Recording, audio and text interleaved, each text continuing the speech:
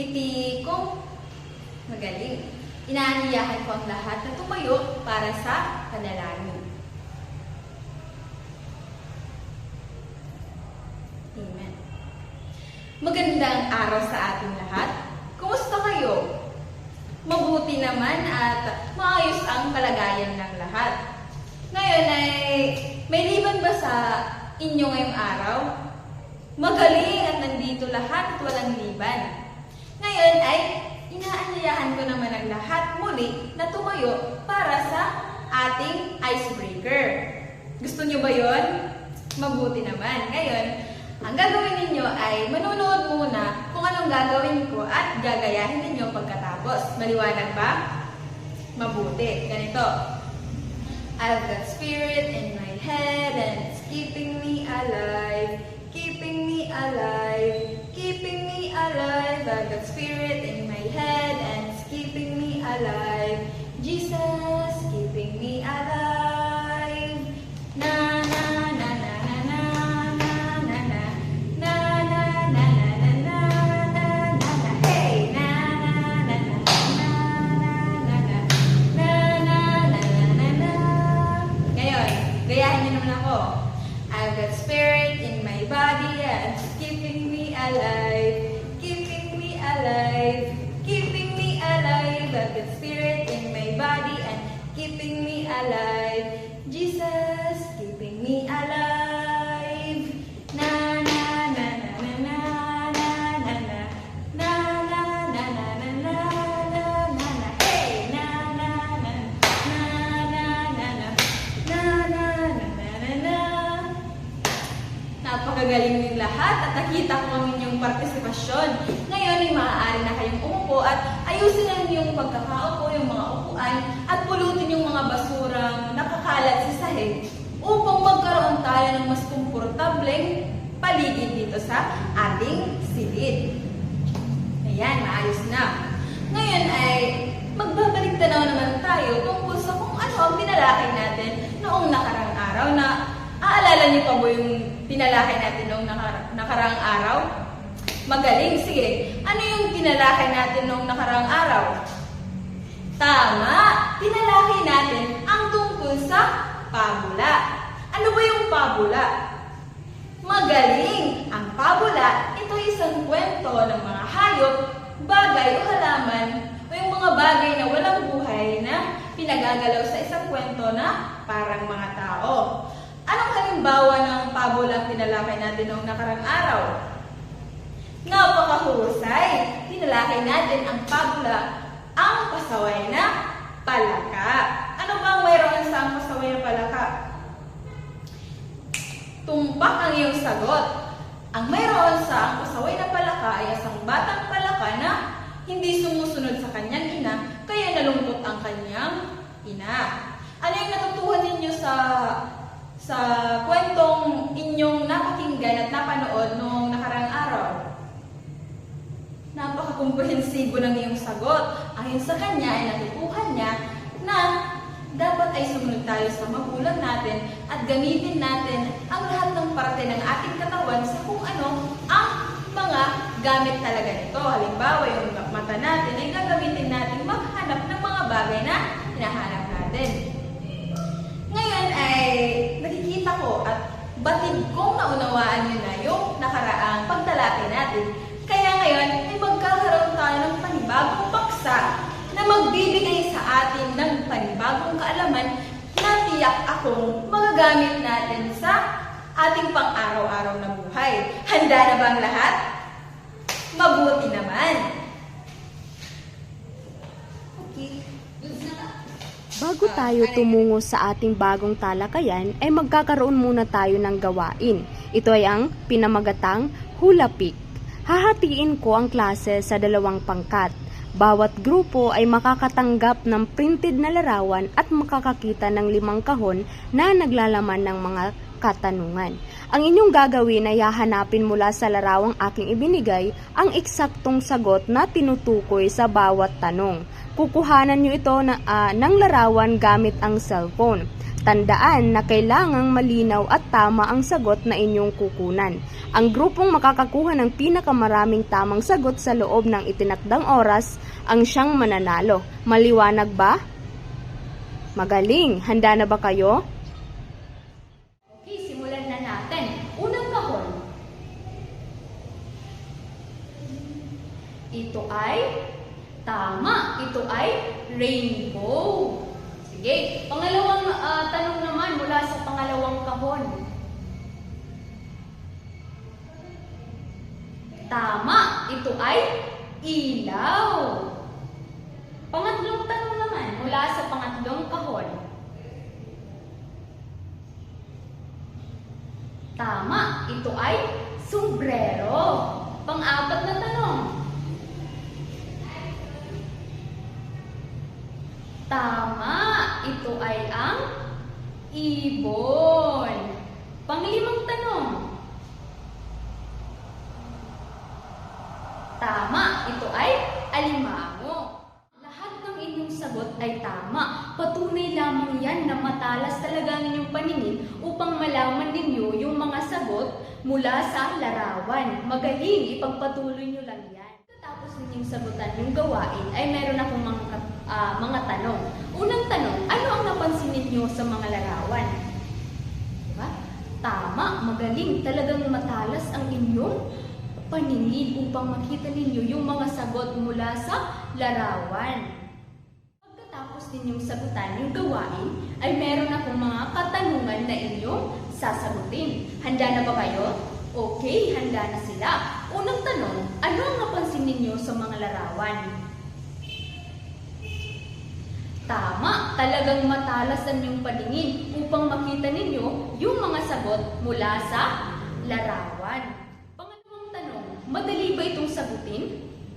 Mahirap, madali, magaling. Kahit mahirap o madali, ay nasagutan niyo pa rin ng tama yung mga tanong mula sa kahon. Pangatlong tanong, alin ang tanong na mahirap?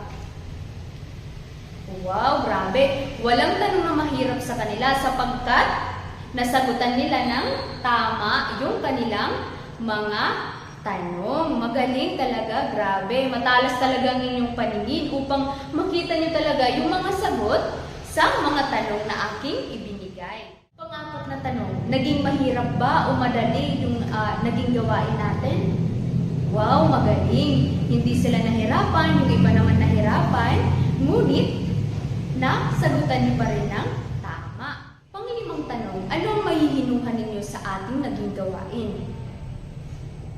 Tama, magaling. Interesting. Tapos, nakakakuha tayo ng mga ideya, di ba? Upang masagutan natin yung mga tanong, ay parang nagkakaroon tayo ng critical thinking upang sagutan yung mga tanong mula sa kahon. At sasagutan natin ito gamit yung larawan, di ba? Nakakapukaw ito ng atensyon. At magandang araw sa inyong lahat. Alam ko na ang tatalakayin natin sa araw na ito ay tungkol sa bugtong. At alam kong may ideya na kayo tungkol dito. Ngunit ngayon ay ibabahagi ko sa inyo kung ano nga ba ang bugtong. Handa na ba ang lahat? Handa na bang makinig? Matuto? Okay, maraming salamat. Ngayong araw na ito ay ibabahagi ko sa inyo kung ano nga ba ang bugtong. Ang bugtong ay isang uri ng karunungang bayan na bahagi ng ating panitikang Pilipino. Ito ay isang palaisipang patula na ginagamit upang subukin ang talas ng pag-iisip ng mga tao. So, ibig sabihin, noong unang panahon, ito ang nagiging palaro ng mga matatanda. Kumbaga, noon, uso na ito dahil sa pamagitan ng pagpapalitan ng mga sagot at ng mga ideya. At ginagamitan ito ng isipan. Kasi hindi ka makakasagot kung hindi mo gagamitin ng iyong isipan. Kaya napakahalaga na mag-iisip ka talaga bago ka makasagot ng isang bugtong. Ang pag-aaral ng bugtong ay naglalayong malinang ang kasanayan ng mga bata sa pag-unawa, pangangatwiran at pagkamalikhaing sa wika. Karaniwang itong binubuo ng dalawa o higit pang taludtod na naglalarawan ng isang bagay sa paraang patalikhaga. Kagaya ng tula, ang tula naman ay may sukat at mayroong taludtod, tugmaan, ngunit sa bugtong, meron siyang sukat at tugmaan. Ngunit yung kanyang mga salita dito ay limitado at parang dalawang sentence lang yung ginagamit. Dalawang pangungusap lang siya. Hindi katulad ng tula na mahaba talaga siya.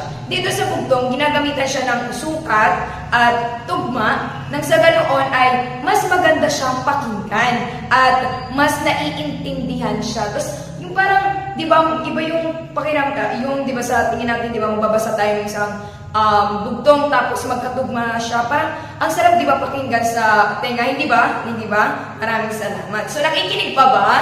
Ayan, mabuti na dyan pa sila.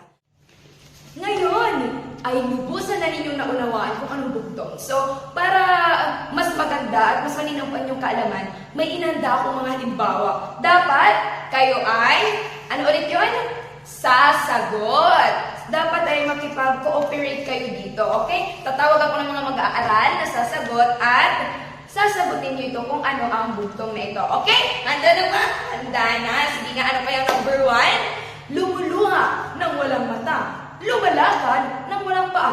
Ano kaya ang sagot nito? Parang nakikita niyo ito sa undas. Chares. Sige nga, Jillian, anong answer? Anong sagot?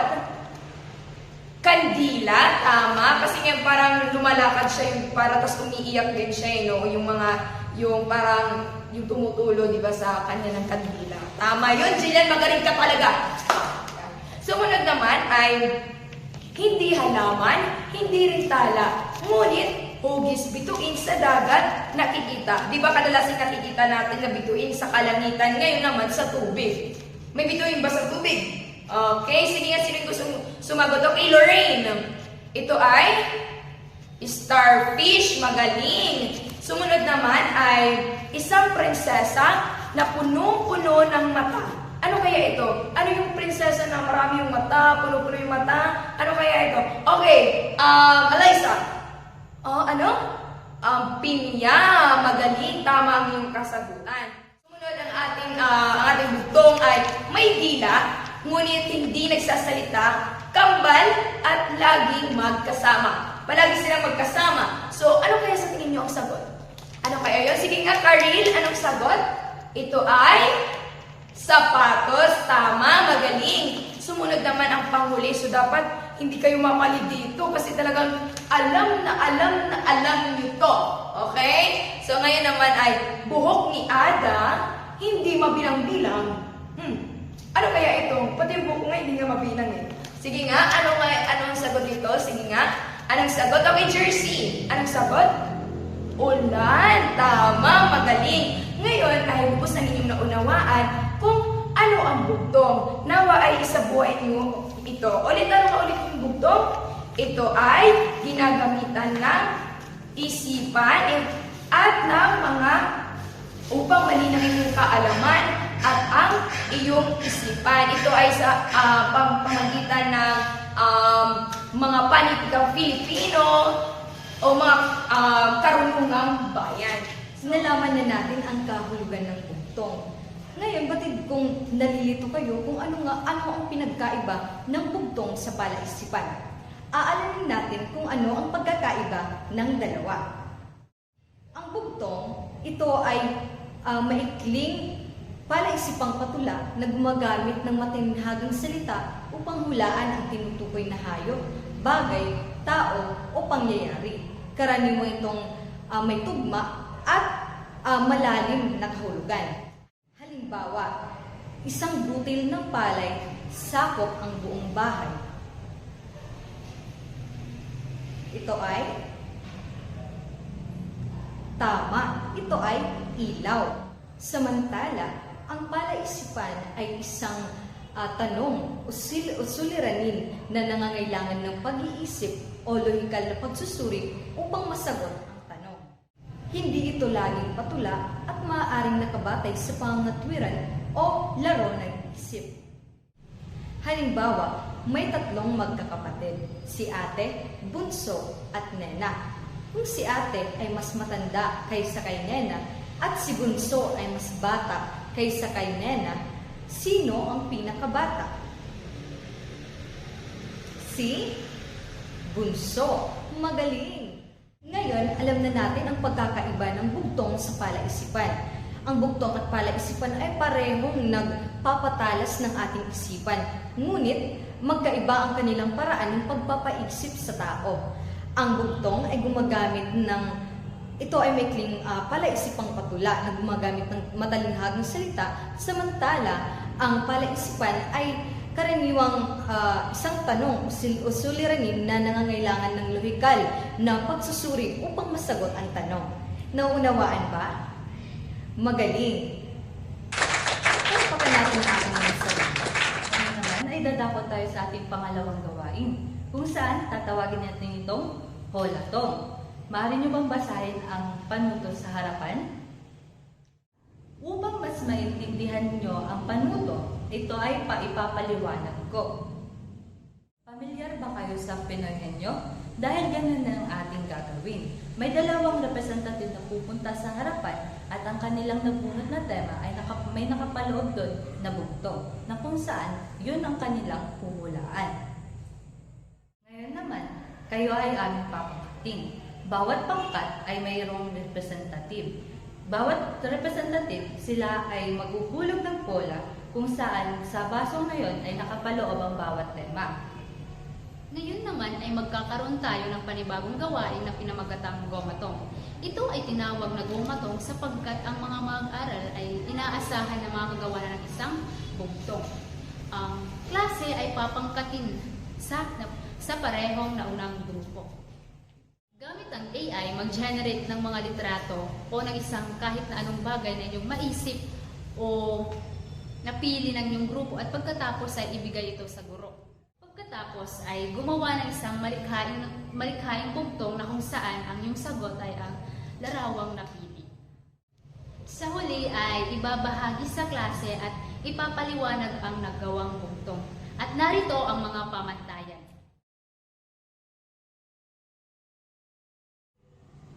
Batid kong naunawaan mo na ang ating naging talakayan at inaasahan ko na tumatak na sa inyong isipan ang kaalaman ibinahagi para sa araw na ito. Kaya ngayon ay kumuha ng ika-4 na bahagi ng papel para sa ating pagsusulit. Narito ang panuto. Ito. Ang inyo lamang isusulat sa inyong papel ay ang inyong pangalan at ang sagot ninyo ay ang letra lamang ng tamang sagot. Ipapakita ko dito yung mga tanong at sasagutan naman ito ninyo gamit ang inyong ballpen at papel. Naunawaan niyo ba? May tanong ba kayo? Mabuti naman. Ngayong tapos na kayong magsagot sa pagsusulit, ay iligpit na ninyo ang inyong mga gamit at pulutin ng mga basura sa ilalim ng inyong mga mesa upang masigurong malinis ang ating silid. At huwag ninyong kalimutan na ang ating takdang aralin ay isisend ko na lamang sa GC at iyong sasagutan ito at dadalhin ninyo bukas ang inyong mga sagot at huwag kalimutan na isulat sa kwaderno ang inyong mga sagot. Maliwanag ba? May tanong ba kayo o nais linawin para sa naging pagtalakay natin o sa mga panutong ibinigay sa ating takdang aralin? Mabuti naman at wala. Nawa ay madala ninyo at mailapat sa tunay na buhay ang inyong mga naging kaalaman sa araw na ito. At inaasahan ko na pahahalagahan pa natin ang ating kultura dahil ito ang ating pagkakakilanlan bilang mga Pilipino. Maraming salamat.